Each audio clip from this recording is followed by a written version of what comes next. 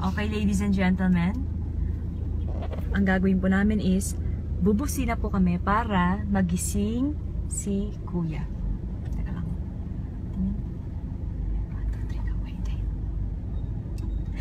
Sama ko. Gawin ko ba ito? Hindi nagising. Hindi siya nagising. Hindi nagising. Ay, ayan na. Oh my gosh, kamamaya pinapalo ka pa eh. Upload mo, tapos pinapalo ka pa. Nakakatawa na naman. Dapat yung buntis-buntisan. No? Oh my gosh, that's so fun.